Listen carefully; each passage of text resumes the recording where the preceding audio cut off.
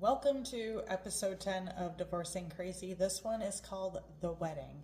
If you would like to get caught up in the series, the episodes 1 through 9 have been posted, and they're posted in order in a timeline. So if you watch 1 through 9, you'll get caught up for episode 10. In the last episode, we had just had Brady. It was 2008. Now we fast forward to 2009, and we are getting married. So we had the wedding in the fall, which I thought would bring the most amazing weather for this event, and so we picked September, and we rolled with it. If you already watched the episodes 1 through 9, then you would have already heard about this amazing proposal. So I started to plan my wedding and pick my bridal party. Well, first off, I thought that the very most obvious choice for a matron of honor would be my childhood best friend, Stacy. So I gave her a call and I asked her, I was all excited, and I was very surprised when she turned me down. I didn't expect that. That was weird. I mean, years we grew up together. I just really did not think in a million years somebody would say, no, I don't want to be a part of your wedding. I think we have grown apart and I don't even want to be a part of it.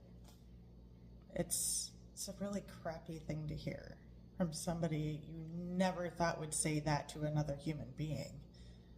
So big double ouch. And weird. And I still don't know what that's about at all. So the party shifted, and I gave that honor to my latest best friend, Michelle. And she, I think to this day, she might be the reason why Stacy said that.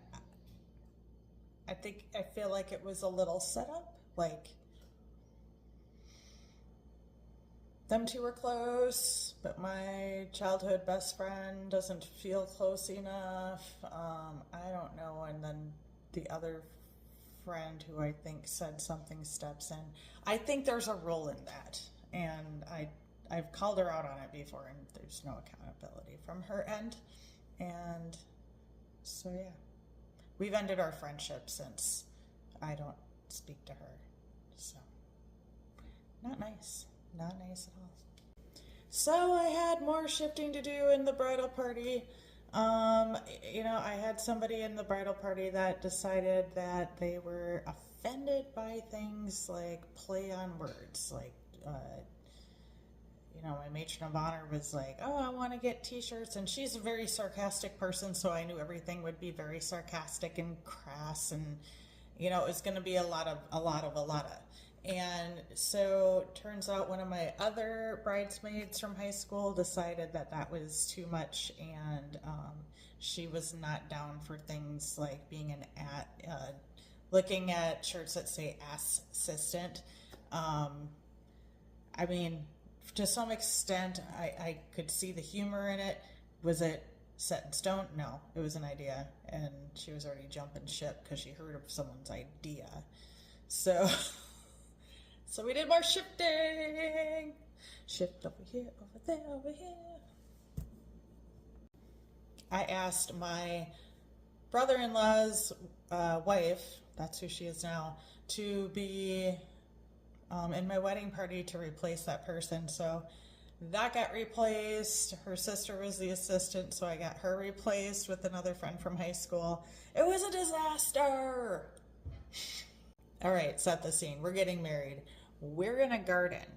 We're getting married in a big garden where it's, I don't know how many acres, but if you go visit it at any time, the public can go visit, and if you visit, they expect you to give a donation to help keep it running. It's one of those places. It's flowers everywhere, trellises, and, we paid, obviously, to have chairs set up and bring in an officiant to do our vows with, and then we used the grounds for the photos.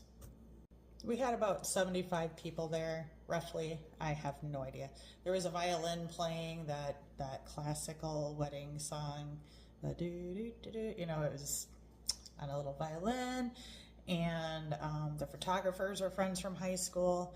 My personal assistant was a friend from high school. Her daughter was my flower girl. So yeah, it was a lot of people connected to me, and that part was super special. C, well, his side of the wedding party consisted of my brother, and he had not even met him before this wedding, and his brother, like his blood brother, and then his brother-in-law, which is his sister's husband. Notice there's no friends on his side of the wedding party. Hey, red flag, hey. Remember how I picked fall because I was like, yeah, I want to get the perfect weather. Yeah, it was 90 degrees about, and I had sweat rolling down my back. I seriously was trying to say my vows, and all I could think of was this huge sweat bead that was rolling all the way down my back. It was ADHD from the get-go on this one. Just distracted and disaster and not into it, I guess, because I was thinking about sweat down my back. That's weird. It was distracting. I was so weird. I'm like, oh my God, what's up with it? I was sweating. We were all sweating. It was hot. So we finished up, took some cheesy pics, got in the limo, went to the bar. An old high school classmate was bartending. Hi, Brent. That was cool. Yeah, and kind of funny. I swear to God, you guys, I run into somebody everywhere that I know. Ask my kid. It freaks him out. We hydrated, and then we got into the limo, and we were off to the reception. The bridal party walked into Sexy Back by JT, and C and I walked into A Little Less Conversation and a Little More Action by Elvis. It's at the ski hill where Lindsey Vonn grew up and trained, and then also the show Love is Blind filmed some scenes there for a party that they had for the show, and it actually aired, so that was kind of cool to see. Sadly, it was a short-lived reception. I was probably the only one who was not drunk, and so yeah.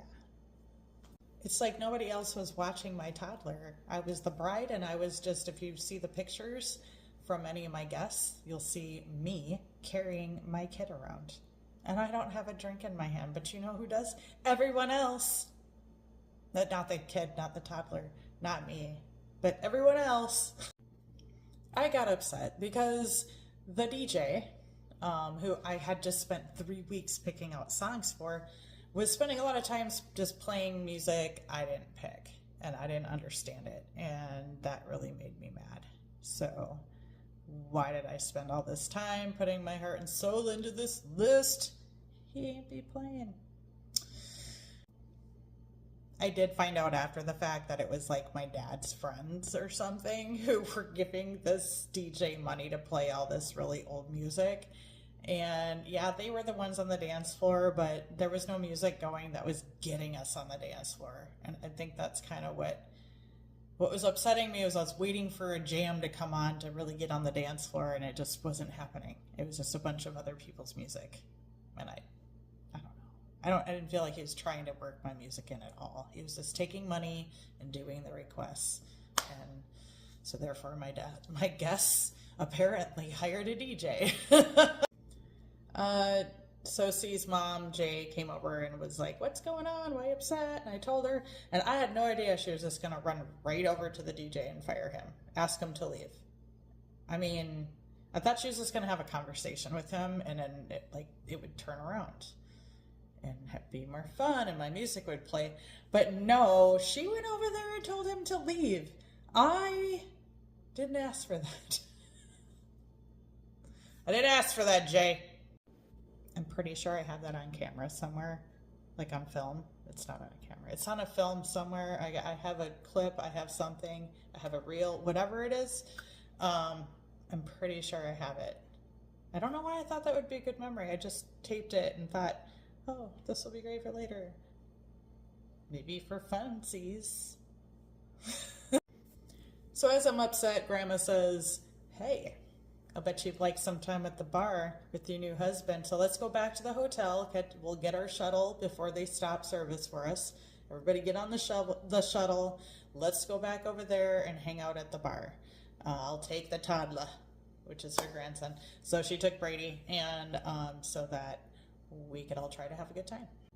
I believe I spent that whole time watching my old friend Michelle smoke cigarettes, and then watch a bunch of people fall down, and then we went back to the room, and I believe I may have turned down where you consummate things, and I'm pretty sure I feel like I turned it down. It was pretty special, guys. It's special memory. It's such a special memory, and that is my that's my wedding episode. That is episode number 10 of Divorcing Crazy, the wedding. I hope it's literally the end. I don't even know what else to say. Why don't you guys go home? Come on, man. Go to bed. For real, man. Go to bed. Why are you still here? Story's done. Go. I'm kidding. You need to watch episodes 1 through 9. You need to watch episodes 1 through 9. Otherwise, episode 10 doesn't really make sense to you. You're like, what's this weird-ass story sitting here in the middle of YouTube? Watch. Okay, first subscribe to me, because you got to subscribe to me to get the notifications. I'm going to give you so many stories about this, and this goes on for 14 years, and we're only in and actually we're not even in the first year of the 14 years. Let's put it that way. My kid is 17.